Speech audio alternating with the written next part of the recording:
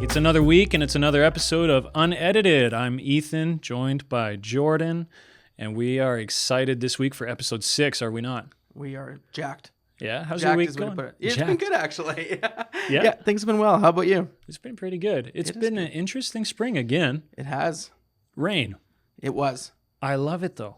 Like, I'm here for it. Okay. You were saying last week, you're kind of ready for the summer to kick in for some sun, I right? could use some heat, yeah. Yeah. And so hopefully on this official day of summer, we're going to see nothing but 30s and sun for the rest of the way out. That's right. So, It You is. know what? The rain is nice sometimes, though. I like the night shower. So I like it when the shower comes in the evening. You're just saying you like to shower at night. I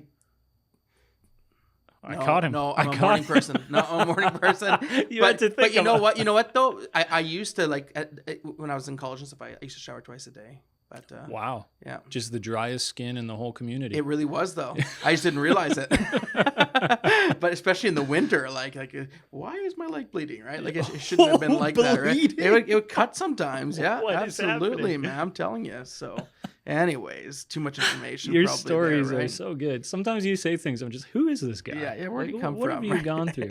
But you're right, it is first day of summer today. It is. And you know how I know that? What's that? You told me. I did tell you. And I'm I excited haven't about been counting this down or anything. it. Yeah, Okay? So- yeah. You've got it written on your calendar outside your shower for every Yeah. 2 times you shower a day, you step out. And, twice a day, I rip off half a piece of paper. that's right. And Yeah, then the next day, we got a new day, right? So So you're excited for summertime? I am excited. Yeah, I look forward to it. I think it's, I don't know. We don't get it too often around here in Canada. So it's something Well- I've learned to enjoy a lot because my favorite season 10 years ago was winter. Yeah. I And- remember we bonded over that. Yeah, and I struggle with it now. I love winter until like mid-January. Then I'm kind of finished. Yeah. So Well, except for this year, we had yes. fall until February. Winter started, I think, mid-January this year. Yeah, it was weird. Right? It was So- weird. Well, anyway, we're excited that it's summertime, and we're looking forward to some sunny weather coming our way, hopefully this year. But still loving the rain. Well, I'll take it while we can. You know what? We need it. Today, we're excited to talk about our feed items. That's right. And we're going to be later on talking about in the neighborhood. This past weekend was Father's Day. We're going to talk a little bit about that. Yeah. And then we're closing off with, how about you? We got a question for you that we want to hear from you about in terms of your summer activities of choice. So why don't we jump right into In My Feed? In my feed. Do you want to go first today? You know what? I will take this opportunity. Take the I will go opportunity. first. Run with 100%. it. So this past week, I read lots of news. And actually, this is a bit of a point of contention at my house Oh, because my wife doesn't love the news because Okay. she feels like it's like there's always like and she's right in this sense. There's always like bad news, right? she thinks it's fake news. Well, it's depressing. She thinks no, she doesn't. She's not a fake news person. She does not believe that. But she thinks that most of it is just kind of meh, right? Yeah. So sometimes like I'll leave news stock on my day off. I'll be sitting at the table and she works from home, so she's working, right? Mhm. And so we're sitting there, we're talking about this stuff, and the news comes on, and she just has to like mute the TV, like, okay, we can't have this on, right? Yeah. It's enough of that kind of Yeah. thing. But anyways, I am taking an article from Regina, CTV News, Okay. that Saskatchewan actually had its first tornado confirmed of 2024. Really? Yeah, it was an article that came out this past week. And What was the day that happened? it happened on the 12th of June at precisely 1:51 p.m. Whoa. And it had an estimated max wind speed of 115 kilometers an hour, which is really kind of Wow. crazy when you think about That's it. wild. But also, I thought it would be more because I played golf a couple weeks ago with gusts of 70 to 80 going. Really? So, yeah, so like 115 doesn't seem that crazy off, right? But that would be consistent, right? Not Yes, gusts, right? and in like a cyclone kind Yeah. of look, right? Because So- gusts hit different, right? Because I mean, Yeah. you can get gusts of 70 to 80 in the prairies Yeah. on a normal day, but it might be settling at 25, 30, which is still not the lightest wind, but That's right. And so what it did was it basically just tore up a bunch of stuff, and nothing like major got broken from this thing as far as they could tell. yeah. But it was near Spruce Woods Provincial Park. And where's and, Spruce Woods?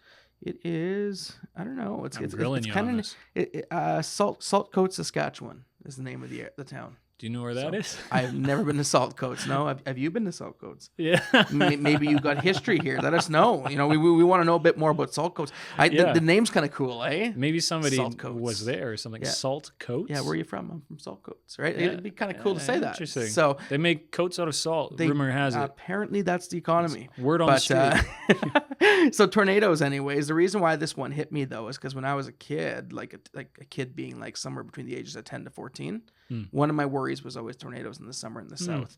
Up in Thompson, we never had to worry about it because they never really got up that far in northern Manitoba. But and there's so many windbreaks with the trees and stuff. Well, that's exactly right? it. Yeah. In southern Manitoba, though, there was always like a hailstorm and thunder, and hey, there's tornado warnings going on. And for me, like I probably watched too much Twister as a kid. Speaking of Twister, there's another Twister's coming out this summer. Yeah, it's called Twisters. Twisters. So it's not just Twister anymore. Like we're doubling up on. We're going plural. Yes, we're doubling Producer up on Ashley tornadoes just here. threw down the gritty to celebrate that in the background here. Are you gonna watch Twisters? So she's pretty interested. Yeah, I'm gonna check it out too. So I never cared about Twister though. No, it's the de facto. Oh, this movie's on. Yes, that's what it is. For me though, those kind of movies, they give you a little fright and they're a little tense, but yet they're not too freaky. So I can get into that kind of stuff. Yeah, okay, interesting. I could see that. I'm gonna look forward to Twisters or like train movies. I love train movies. Like Denzel Washington had one a few years ago. Did you watch Bullet Train? Unstoppable. No, I didn't watch Bullet Train. You need to watch Bullet Train. Well, I like it. I think you would. Okay. It's Brad Pitt. Okay. So I mean, I'll have to check it who out. doesn't like a little Brad Pitt from time to time? I'll have to check it out. But were you ever afraid of tornadoes? Is that ever something you thought about on a regular basis growing up? When we lived in Manitoba when I was a young lad, I definitely feel like there was a little bit of that. Yeah. But it was also very heavily monitored by my parents, where there'd be like, okay, guys, it's windy, but the likelihood of that happening is very low. Yes. And they would also give us drills. So they would be like, if anything happens, you run downstairs, you hug the pipes in the bathroom or whatever. You know what I mean? Like they would tell us to do stuff like that. That's exactly what you should do. Yeah. You should go into one of the smallest rooms and into the basement, right? Well, my parents, they weren't lacking, man. Let me just tell you, they were on it. So they helped me calm down more, right? By telling me those things. So they would have. When there was a storm outside, did they close the drapes? Actually, because some people do that. Sometimes in Ontario they would, because the thunderstorms. Actually, in Manitoba too, we lived in a town called Lac du Bonnie, and it's off of a small lake, but it's south of Lake Winnipeg. Yeah, Winnipeg's the east side lake in Manitoba, right? Manitoba's the west side. Yeah, so south of Lake Winnipeg, and so there'd be big systems coming through there sometimes. Yeah, and we would close the blinds sometimes, mostly just because the idea was if a window gets blown out, don't get glass blowing into your house. Is that normal? Is that something you did too? Is that? Yeah. I remember my grandpa used to do that down Dauphin, Manitoba, where they do get a lot of crazy weather when the storms do happen. Yeah. And they get tornado warnings and stuff like that all the time. Old school houses would have the shutters to close, right? Close the shutters. Yeah. But he used to always close the drapes though, and I remember him doing that, and I just thought to myself, well, I guess that's what you do when storms happen. And so now I find myself doing it sometimes. Yeah. Just by instinct, I guess, eh? Yeah, but interesting. I like to have them open to watch, though. That's the trick. Like I shut off all the lights if there's a thunderstorm. Shut off all the lights, and we sit quietly and we just watch and listen. Yeah, and I actually love them as long as I'm in the house. Yeah, and even a decent funnel cloud, I used to look at sometimes and think, well, that looks kind of cool, but like, I would never want that thing to land, right? Yeah. So your feed item kind of makes me conflicted about the fact that for me personally, I think when I see a funnel cloud, I'm like, oh boy, I hope I get to see something dramatic, you know? Yeah. But then hearing that one actually touch down is like, oh, well, that's not good though. It's concerning, yeah. So did you say anything about property damage? Did I miss that? Was there? Yeah, I don't think there was too much actually. Okay. This is why it was probably reported a little bit later, but the most severe damage was contained to a rural yard. And so a yard did take up some stuff. It looks like there's a couple buildings, like a couple maybe outside barns that got affected a little bit. Okay. But it wasn't going through like a big major populated area or something. No houses getting crushed or anything like that. No, which is that's good. Yeah, no doubt. Wow, well that's pretty crazy. I mean, I guess we are in the tornado country in a sense. I mean, I don't think we have high records of it, but it's interesting. Those storm tracker guys are hilarious, eh? Yeah. How they literally follow these things. Like I could never do something like that. Yeah. I mean, it's one of those things where like if you're eccentric for it, it makes a lot of sense for you. But from the outside, you're kind of like, what are these guys doing? Yeah. You know, like what are you up to? What's happening here? What are you chasing clouds for? You know what I mean? Yeah. But I mean, I kind of get it because I really love watching systems move. Yeah. I just like to be further away. Yeah, me too. There's a lake, Pelican Lake in Manitoba, that I used to stand on the shore when because it's a dried up valley is what it is. So the lake is left after water receded, like, whatever, long time ago. And so it's like valley into the lake, valley out. And so if you stand down in the valley on the shore of the lake, you can see these huge clouds come up over the west side of the valley, come and spill down in, and it's just a wall of wind rushes through that valley, and it just goes over. And that was like the best place to stand when a storm was coming. Oh, I bet. I would spend 20 minutes watching the storm coming, and then I would hoof it to my room. And there's a camp there, Manhattan Beach Retreat Center. So interesting. So you know that camp? Yeah, I do. Yeah. Nanette, kind of So by that standing area. on that shoal lake there is like, or shale lake, I should say, is very nice with it when a storm comes through. I'm gonna have to remember this if I'm ever in that area. When a Go storm, back and when a experience it. storm Me and hits. you will do some storm chasing this summer, starting today, because Yes. it's summer Just today. Exactly. Yeah. We're right in it. What was in your feed? Do you got anything cooler than storms? Well, I'm pretty excited about this one because when I read it, I thought, this is perfect. This is like the perfect feed item. I'm not going to get a better feed item for the rest of the year. And I okay? didn't read ahead this week. Thank you. I So put in the notes this for is all of the all- listeners and This watchers. is all brand new, fresh bread at this point. You just click the link, you open So- it now, and you're like, oh! But this is very exciting. I find this hilarious. You know that there's like photo contests. Yes. They'll be online and stuff. I know and where this is going. there's a big, okay, well, don't try to guess it, Okay, okay? okay. You just let me have my moment. Yes, all right. Would you let me have I this? apologize. Okay, Gosh. so you know that there's like photo contests and like people submit photos and, depending on the category, so there'll be like a black and white category, there'll be whatever.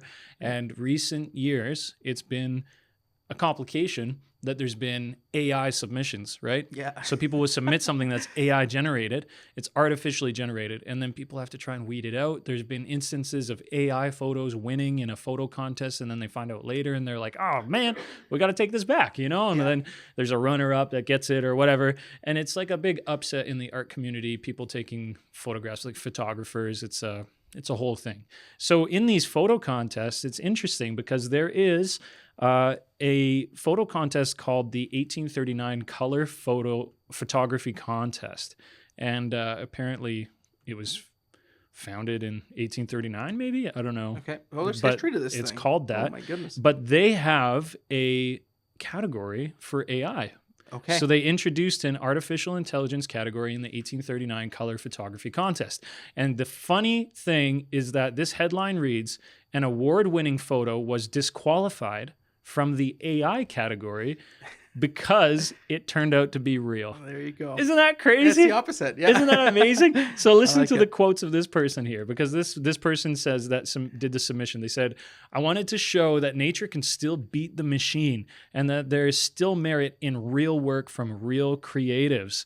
And he continues to say, after seeing recent instances of AI-generated imagery beating actual photos in competitions, I started thinking about turning the story and its implications around by submitting a real photo into an AI competition. This person is a beast. This Yeah, person that's is genius. amazing for doing that. I like it. Isn't it so good? I love it. I And love if it because part of me, like, this is the downside to all this AI stuff, definitely. Yeah. Is that everything can come across as fake and it cheapens art and it cheapens creativity. Yep. But this person not only decided to try something a little different, but completely reversed it. Yeah. I like it. Flipped it on its head. It's great thinking. It just completely flipped it. I just love that they took it on themselves. And the picture, if you look at it, Yes. is a picture of a flamingo with its neck tucked in. Yeah. And it looks very AI generated. It does. It's like one of those implausible things. With AI images, there will be like 6 fingers on somebody's hand, or their hand kind of blends into their shirt or something. Like some of these pictures are Yeah, kind of funky looking. definitely. This one looks like it's just a ball of flamingo with legs on it. There's no does. head, there's no features, but Yeah. it's a real picture. So I really love that. Me too. Um, What's just as genius actually is that somebody who was a judge in this category knew that this was a real picture.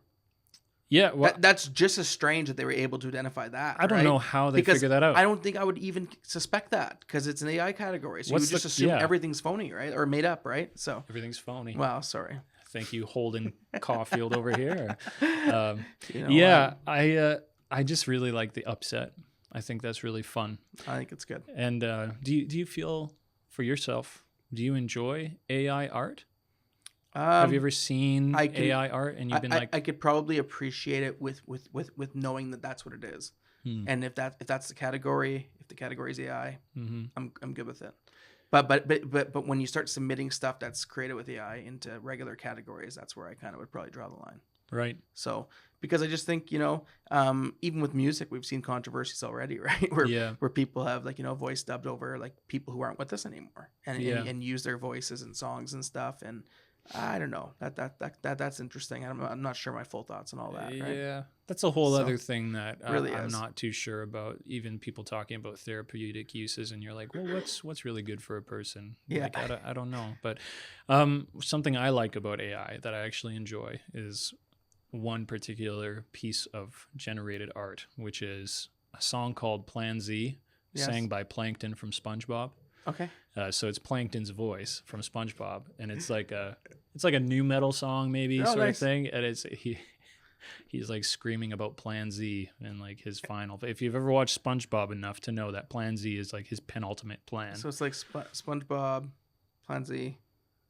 So it's like a Limp Bizkit song, then. It's kind of what you're saying. It's a little bit. Yeah? A little bit, yeah. Yeah. So like Plankton is just like screaming about how he's going to steal the secret formula and he's about to break out Plan Z, and it's all like heavy music. But it sounds like Plankton. So I really enjoy that. I enjoy AI generated goofiness, but yeah, and I agree. It. I agree. I definitely could have a soft spot for that too. Yeah. Well, I mean, good feed items today. They were nice. Yeah, I like them. Thanks for bringing yours to the table here. But now I think it's time for In the Neighborhood. In the Neighbourhood.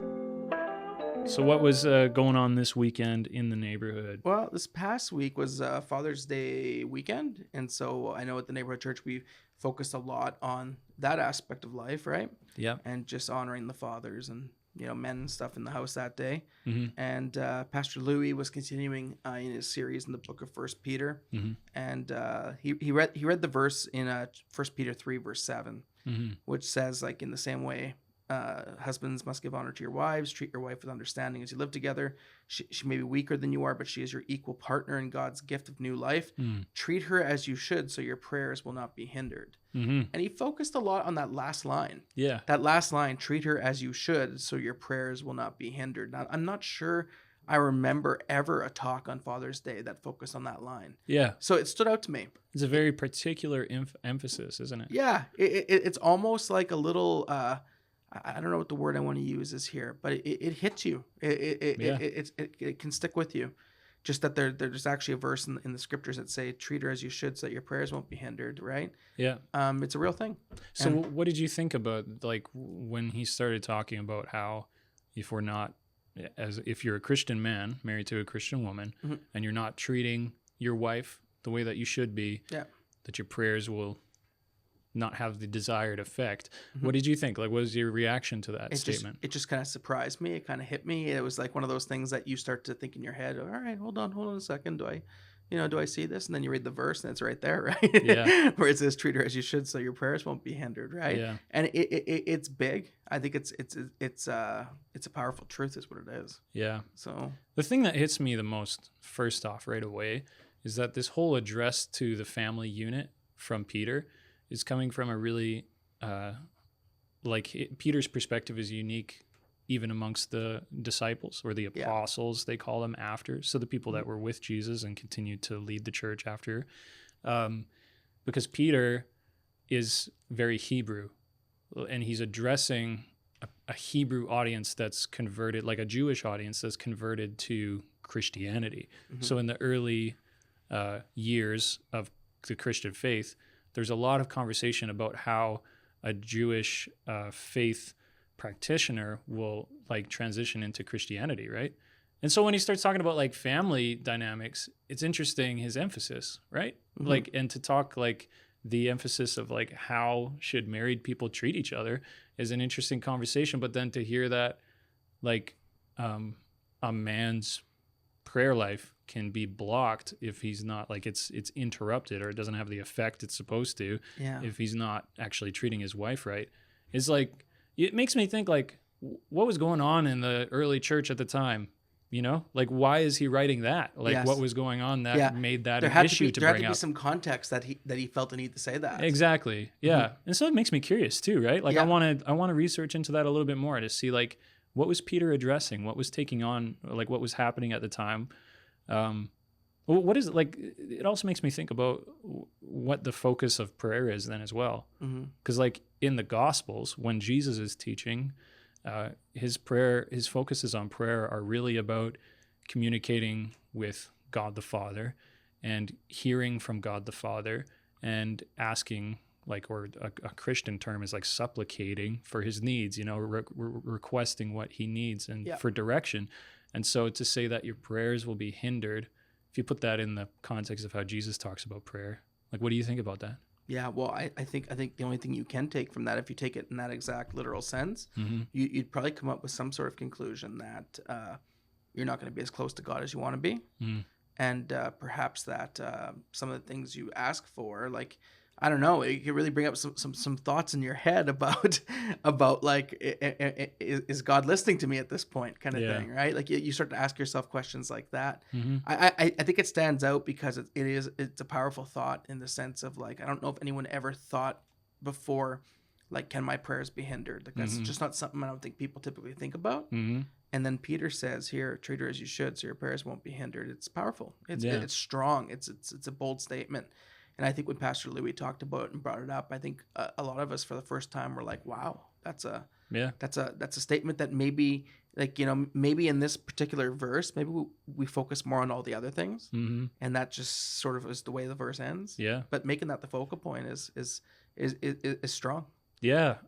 I think it gives us a pretty, like right along with what you're saying, it gives us a pretty interesting extension into general faith. Like, so whether you were talking about a man married to a woman or not, like whether just a person as a Christian, whoever you are, it kind of introduces this principle, which is like, you can be as fervent as you want.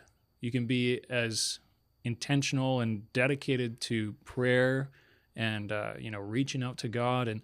But if you're acting in a way that's contrary to how God has told us to act, like, are you just kind of spinning your wheels? Yeah. Because personally, for me, from the scriptures, that's a good expression, spinning your wheels. I think that's kind of what you can kind of gather from that, or just hearing it on its own, right? Yeah. Yeah. Because like theologically, the way we think about our interaction with God, when I think about prayer, for me, it's much less results driven and more about how am I posturing myself before God and looking for his directing and leadership in my life and asking for what I need and bringing people to God in prayer to remember them, So when I think about those prayers being hindered, it's not that me praying for things to happen means those things aren't going to happen, but it's like almost just like you're wasting your time because you're acting differently than how you're praying.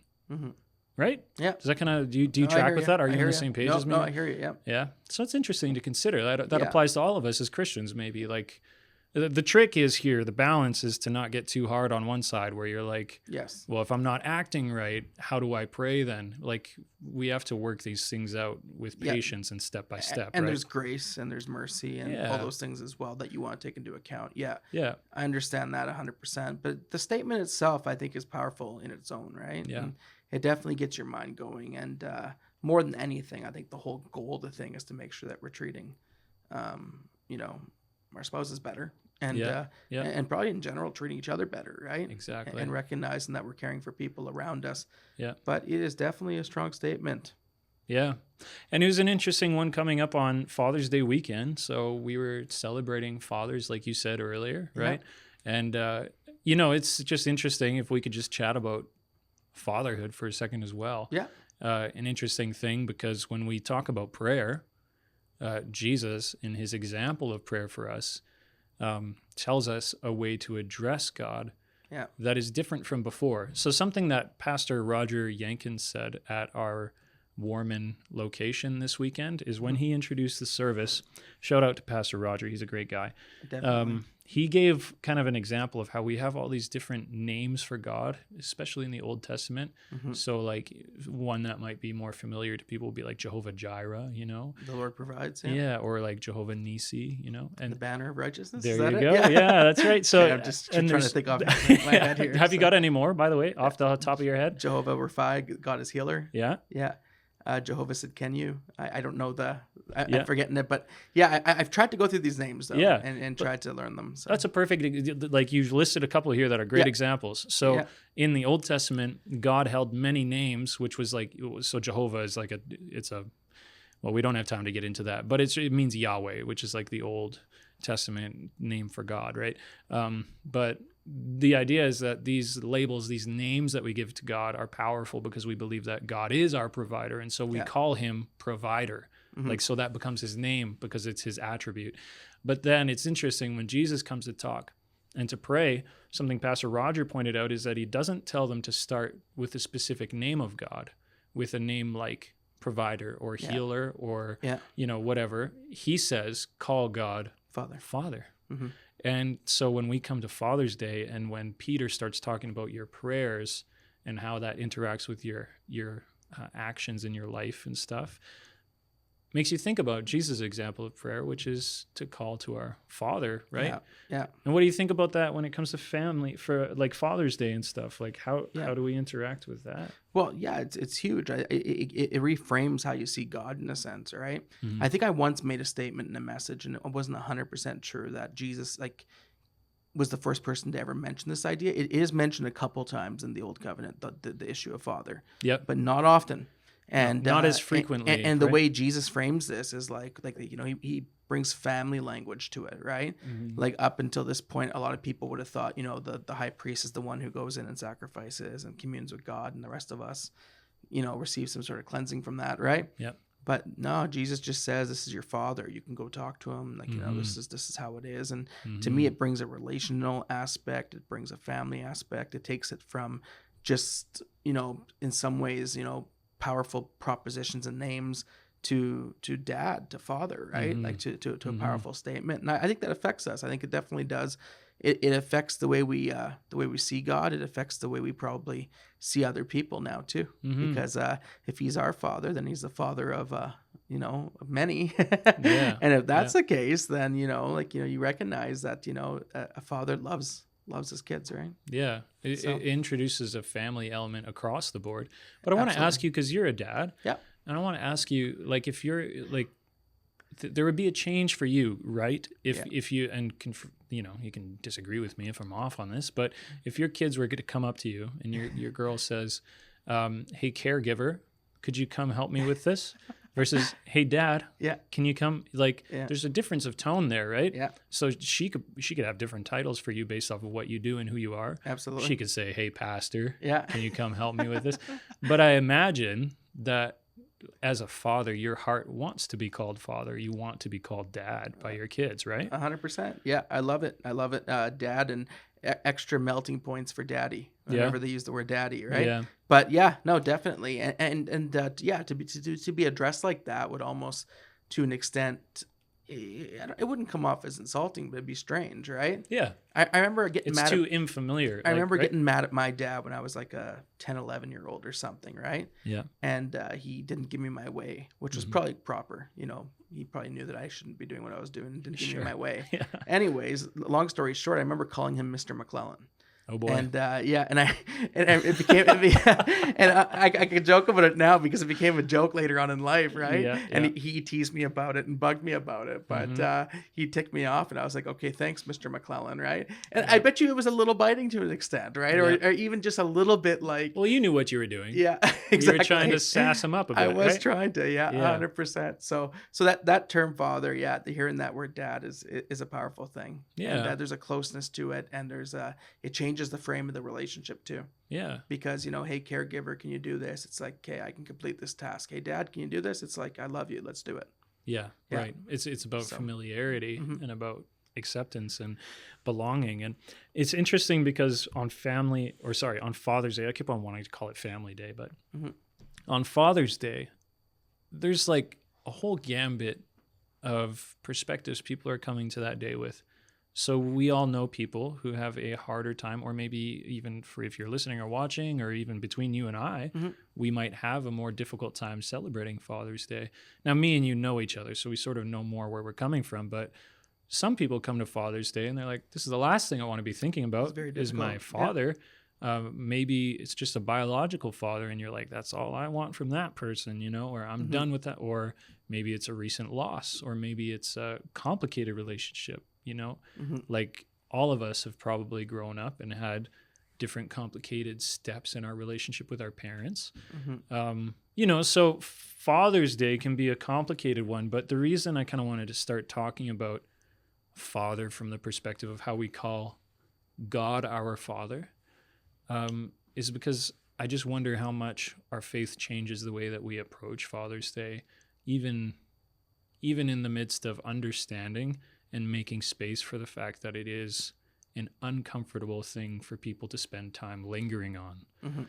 And like the question really is, in my mind, like, how does seeing God as Father change the way that we look at fatherhood as like a moniker, or like a position, a title, or a relationship, you know, like something that defines a relationship with someone. Like, if God is our Father, how does that impact how we look at earthly fatherhood? Like, you know, have you got any thoughts on that one? I don't know. It's a deep one for sure, right? I think that, you know, talking about God as Father shows us what Father as perfection looks like, right? What the perfect example of that looks like, right? And that's not to say that, like, you know, we're pointing at every other, you know, person with the title Father, like, but it like, you know, and diminishing it in any way. There's grace for everything, and it's just what it is, right? But God is that Father who's just like, you know, 100% loving, loves you no matter what, like unconditional love kind of thing, right? And lots of fathers are like that too, and you get that from your earthly father, right? But it definitely brings, that one has always been one that I think people can struggle with in that sense, right? So, because there's the truth, you know, that yes, Father God, right? And you know, different expressions of Christianity, even that word Father is carried for different people, right? Even laity and clergy and whatnot, right? So it can definitely blur some lines, I think, in here. Yeah, I think we need to allow for it to be complicated for people when we bring up fatherhood in terms of our faith and our journey in that. I think especially because, well, you brought up like God's love. Yeah. I think that really the call of understanding God as Father is to recognize that it's like he's different. Yeah.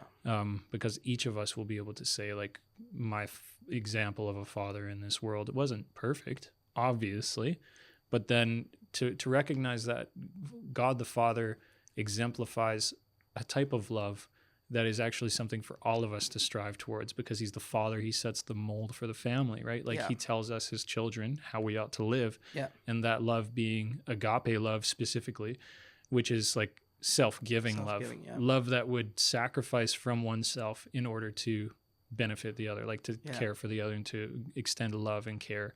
So it's like, it's one of those things where, like you said, we have to leave space for people to say, Father's Day isn't great for me. Yeah, I don't have a great father. I don't have a good relationship. I don't whatever. And also on the other side, space for people to celebrate and to say, I really am blessed by my father. I've had a great dad. I've had a great adopted father. I've been fostered by a great father, whatever it is. Absolutely. But then to say that for all of us together as a family, like you said, we're all God's children, and we get to look at one Father who tells us a new directive for how to live. And so regardless of what we've had previous, our new Father that owns all of us, like that he calls each of us his own, is calling us to self-giving love, which even if we've had the worst fathers we could imagine, this is different. It's a new thing. It's a new precedent, and it's a new call forward. So absolutely, I find that really encouraging with Father's Day to focus on and to, you know, to talk about that with understanding that it's not easy for everybody. Definitely. But it's also a really exciting thing to reach out for. Yeah. Definitely. Yeah. Definitely. It brings to mind the John 3:16 verse. It's the last comment I'll make on it. Yeah. But just the idea, for God so loved the world that he gave his one and only son, right? And there's that sacrificial, there's that self-giving, there's that love that's extended beyond, like, and just the idea behind that. I could see why that verse is so powerful, because it hits such a human emotion, a human response. That's probably why it's one of the most well-known verses in all scripture, right? Yeah, absolutely. So yeah, when you were talking there about fatherhood, my mind kind of shifted there. So yeah, that's good. Yeah. Well, that's in the neighborhood this week, and we're happy to be able to celebrate good fathers and to look forward to our Heavenly Father taking us forward. But it's time for us to talk about how about you? How about you? We had an interesting comment this week come through. So last week Okay. we had talked about the Office spinoff, about right. that newspaper company. That was in my feed, right? That was Jordan. Don't do this. Just joking. Just joking. You're trying to. It's still fresh, okay? Yeah. You got to give me a Too couple soon. weeks Too before you bring soon. that back up. I get it. But The Office has a spinoff, and we kind of talked about that. We talked a little bit about Summer, the Sun. So Yeah. this week we're talking about how it was the first day of sun and the beginning of the show. But we had talked about in Parlay last week whether the sun was good, bad. Yeah, Whether you sure. like basking in the sun or sitting right. in the shade. Yeah. And I just wanted to read this person's comment here. Okay. For the Parlay, as per last week, I am not a sun person. Okay. Okay. I am a be in the shade person. It's my people. Yeah. So you're More identifying shade. with that because you like. I the want shade. the heat, but I Yeah. want to be in the shade. Bring yeah. the heat in the shade. Yes. Right on. You got the tanning tray while you're in the shade. I could resonate with Jonah when that vine dried up, and he. Yeah. Do you know what I mean? I can get why that was important to him. Right? There you go. So- Yeah. That's good. But he continues to say, though I have recently taken up disc golf, and I kind of have to be in the sun to play around. I do wear a hat and sunglasses when the sun is out, though, for those rounds. So interesting. So the kind of a split there, don't Yeah. want to be out in the sun too much, but prefers to, get sunglasses and a hat when they're out in the sun. Is that you too? Like if That you're is. out in the sun? Yeah, and I prefer sun when I play golf. So one of the activities Disc I spend golf, lots golf. of time Yep. outside is for golf. Yep. And I much prefer a sunny day, but I like being on my cart with my roof, right? Right. Kind of shading me a little bit throughout the round, and I definitely, that's definitely, I could definitely resonate with this. Sunglasses, I didn't start doing till like a few years ago. I buy those ones that can cover over my regular glasses, Oh, yeah. and usually when I don't want to be in public, I wear them. So Oh, yeah. There you go. because they just, Yeah. they're kind of Kinda huge, right? bulky. Yeah. So They came in for a while, though. A couple They of years did. ago, they were like a big fad. I remember that. People wearing them don't even have Yeah. glasses. I was like, get those things off. You didn't earn those. But So- yeah, I'm not really a big sunglasses guy, but I'll wear them when I have to for the sake of my eyes. I like a good ball cap to protect my face, though. That's the thing. Yes. I got a crazy burn this past weekend. How is I it saw taking that. me this long to bring that Yeah, up? I saw it on your shoulders, Crazy right? big red burn. It's still been it was hot to the touch for days Did you after. put aloe vera on it? I was putting aloe on there like crazy. Just man. like Just basking gobs, in it. right? I filled Just my gobs. bathtub and I just sat in it for 30 Did ya? minutes. It Just was green aloe whole vera? bathtub full of aloe vera. I think you should have actually. So But that was really bad because I just forgot to put on my sunscreen for our Yes. grad trip that we did. So we were outside for like 6+ hours in the blazing heat. Foolishness everyone who on came my back part. from that trip, I saw you when you showed up. There's and a few of us everybody that was were pretty burnt. right? Yeah, a few people handle it better because they took breaks and stuff. But I was Yeah. just focused on we were playing volleyball and Did you drink basketball lots of and water? stuff. Oh yeah, Okay, I drink lots of water all the time. Here, watch this. That's the part Here comes I used to miss all the time. Was the old Gulp. water? So Just taking a big old swig of my water. yeah. But that makes me think with the disc golf. That makes me think. We want to ask, how about you? What's your favorite summer activity? What about you, Jordan? What's your favorite summer My activity? favorite summer activity, I just told you, was golf. It's golf. So I like golf. Golf. I like walks at the zoo with my Oh, kids. Okay. That's fun. Is that better than golf or worse than golf? Well, now you're putting me in a difficult spot here. Yes. Because I address my girls, right? That's- yeah. So Yeah. definitely walking at the zoo is top notch, right? So, but I love golf too, right? So I also love fairs. Yeah. You know, to an extent. I like the small town fairs. Okay. I get a kick out of them. You don't like the exhibition in Saskatoon? Too big. I'll go and enjoy a night and take in some of the activities and stuff like that. But it's packed, right? Interesting you say too big. I prefer the smaller ones, like with the, you know, like maybe have like 15 to 20 rides as opposed to 50 to 70 rides, right? So well, the X does not have anywhere near 50 to 70 rides. I think it has close to 50. Ooh. Oh, yeah. I think it's probably got 15 to 17. We're gonna look. We got to look it up. We gotta check it out Because that is a Point of big contention discrepancy. Yeah, because the X, here's why I know they'll have more rides, is because they book numerous shows. So the big shows in Manitoba are Canuck Amusements, Wonder Shows, and Select Shows. Mm-hmm. And most towns will get one of those outfits showing up to do their fair. The X's will book usually all three of them. So you already and have know all their rides. You already know way more than me just by saying that. I had stuff. a cousin like 20 years ago who worked for Select Shows, Yeah. and he told me about this. Okay. Yeah. I was like, why do you know that? Like, what do you? And my favorite ride growing up, if we're going to talk about this for a second, was always Tilt-A-Whirl. Some people call it the me teacups, where you too. kind of spin I used around. to love the Tilt-A-Whirl. Yeah. What made it stop for you? Well, no, I still do. I still do love it. Okay. Yeah, and well, you said you used to, so I thought it was like I would over. still go on it. It's my favorite. I can't go out on anymore. But it's a Select Shows ride at that time. Back in those days, it was a okay. Select Shows ride. So you'd only see it when Select Shows was the fair. If Canuck and Wonder showed up, you wouldn't have it. But that's all changed now. You said forget Canuck and Wonder Show. You know, I was only a select. I was into Select Shows at the time. He was a select elect. Yeah. But you know what? I threw up after one of those one time. Did you? I ate too much. Went on a Tilt-A-Whirl. Did you throw up in the teacup? No. Okay. No. Because I've seen that After. before, and I just feel so bad for the people working. Have you seen right? people like and throw all they're up? doing is pouring water buckets. I'm like, please get a mop or something. No, right? but they don't have time, and how are they so- supposed to clean that? But then, have you seen people like throw up on like the zipper or something, and it like flies out and it's hitting other people? The cages are tumbling and they're rolling into it. We're really bringing up the good man. parts of the fair. Right? I mean, you see people throw up and they fly into it. You Yeah. know, like all that happens all the time. Do you like the fairs? Um, Did you like fairs growing up? I liked.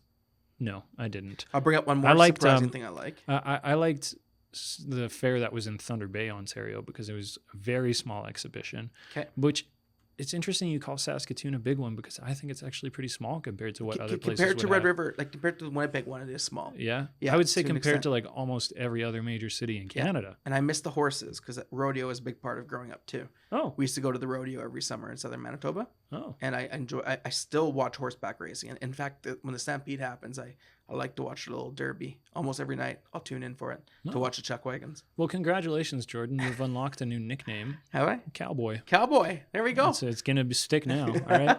Ashley, did you say you got something for the...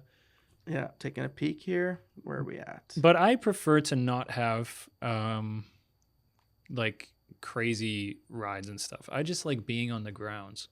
But in terms of summer activities, the exhibition or a fairground is very far away for me from what I would prefer as my favorite activity. So Okay. I could see the appeal. I enjoy going maybe once or twice in the summer, maybe spending a late night there. When I was a teenager, I wanted to be there till close every single night. And as a teenager, lots of weeks I did go all the way until close. So, Yeah. you know, The numbers are in. the numbers are in 40 rides total. 40 total. Yeah, does that include the slingshots? Okay. Okay, That but includes just the to be slingshots. clear, it's 24 main rides, 16 kid rides. 16 kid rides. And they actually call them kiddie rides. Are we- Most of the shows actually call them kiddie rides. But are we counting kiddie rides? Yes, we are. Of course Why? we are, because Okay, kids well, matter. you're the guy with kids, so I get where that counts for you. We're For counting me, the I'm kids' like, rides here. so I would be blown away if there's 50 to 70 main rides, is what I was thinking. At the Winnipeg Red River X, you'd see 57. Really? Yeah. And where do they set up the Red River X? By Assiniboine, by the really? Downs, yeah. Yeah, okay. Yeah, just on the highway when you're coming in from Brandon. Yeah. It would just be to your left, like literally as you pass Headingley and head into the Oh, city, yeah, you'd yeah, see it yeah, off yeah. to the side there. I never went. So Like I lived in Manitoba for years, worked in Winnipeg, and you didn't miss I never out. went. You didn't miss out. It's not my favorite. You know I what? don't like the huge ones I told you. I like the small ones, like the small towns. Shout out to Stonewall, Manitoba. Yes. They had something called, what was it called? Was it Stonewall Days or something? Yeah, that's probably it. That makes sense. Yeah, something like that. But they would shut down the main drag. I love that. So Exactly. there's fair food, maybe a couple rides, and that's it. But it's all on the main drag. Yeah. Like the main street downtown. And I love that because I was in my grade 12 year and me and my friends would go out and we'd see people and we'd meet and stuff. But, you know, even as I'm saying this, exhibitions to me, fairgrounds, this is teenager stuff for me. This is. I don't like it as an adult. No. I'm like, No. I don't want to go on those rides. And to be honest with you, I think I stopped liking it for a bit. But I think now that I take the girls kind of thing, yeah. it reawakened something from me in that It's sense. a different stage. Yeah. So, yeah. and they enjoy it, and they don't go on anything too crazy. And that's probably good for me because I'd be more nervous than they would be. Right. If they went on like some crazy rides, probably, right? So Yeah. I'm going to have to deal with that in a few years because Jovi's nuts and she'll go on everything. She'll want to try something. Is she an adrenaline junkie? She will be, yeah. She's jumping off the couch with Yeah. the blanket behind Yeah, her. Z will be a lot more like me, and she'll just, play it safe on the tilt-a-whirl and the Sure. sizzler, right? Do the things you like, get out of there. Yeah, yeah. Okay. Fair food is great. I'll say that. Oh, it's But let's get back to the How About You, which is Let's really go. just the best summer activity. So you said golf is tops. I think that's so. your top. Yeah. Unless you're with the girls, then it's maybe the going zoo to or the something. Yes, And here in the zoo in Saskatoon is the forestry farm, it is. which is a cool place. Yeah. They had a snow leopard there a few years ago. Do they still have it? I don't think so. They got great bears though. Yeah. And the bears were out last year all the time. Like, you know how Okay. usually sometimes in like the bear cage they're like sleeping Yeah, or you something? know what? I saw They them were back in out the day. all the time last year. Wow. So I got my nieces coming over in the fall, and I want to take them there because they love animals. Yeah. It's like it's a good day. 4 years old and like 1.5, or I don't. Yeah. Anyway, so They'll they, love the train. they just love animals, right? Yeah. Yeah, the little train. So for me, my favorite summer activity, oh man, it's really tough, but I have to Can say I guess? cycling. I was just gonna guess. Were you gonna get? say Sorry, I biking, didn't yeah. let you guess. Yeah. Yeah, I mean, it's just so good. It's so versatile. You can go with people anywhere. It's a way to get places. So I've taken a ride on my bike to go play tennis before, So I love tennis, basketball, pickleball. Yeah. I even like running and walking. I like Yeah. any outdoor activity and sport that you could play except for golf. Don't care about See, golf you just at said all. walking, and I love walking. Yeah. Just not while I'm golfing. Interesting. So I'd much rather use the cart when I You're play like, I'm golf. trying to focus Well, on my and form. walking will tire you out, right? By the time you get the whole 18, like you don't want to swing anymore, Your right? swings are bad. Well, you get tired, right? So, Yeah. Well, if you were ever golfing with me, the one plus side would be my swings would be bad from the start. Okay. So you wouldn't have to worry about The walking them wouldn't getting affect you for bad a at second. the But I So, think tennis is a very close second. That's awesome. Tennis is the best pickup. In an afternoon in the summer, the wind is kicking up haven't a done it bit. in It's years, but cooling I down. used to love it. I agree. I keep a racket and balls in my car Yeah. so I can play anytime, wherever I am. I like it. Yeah. Yeah. We should go sometime. We will do it. Yeah. Yeah. Looking forward to it. Well, how about you? What's your favorite summer activity? Let us know. Fill us in through a comment. And just remember to like and share this podcast. Why don't you send it to somebody who you think would find it interesting? Maybe the conversation we had, or maybe our feed items. Maybe you know somebody who's really into AI or really into storms, twisters. Tornadoes, yeah. Tell us your favorite summer activity. Like, share, comment. We'll catch you next week for episode 7. Unedited is a ministry expression of the Neighbourhood Church. Hosted by Ethan Andrews and Jordan McClellan. Produced by Ashley Drayton. Find us on Instagram, YouTube, Facebook, and wherever you get your podcasts. Thanks for listening.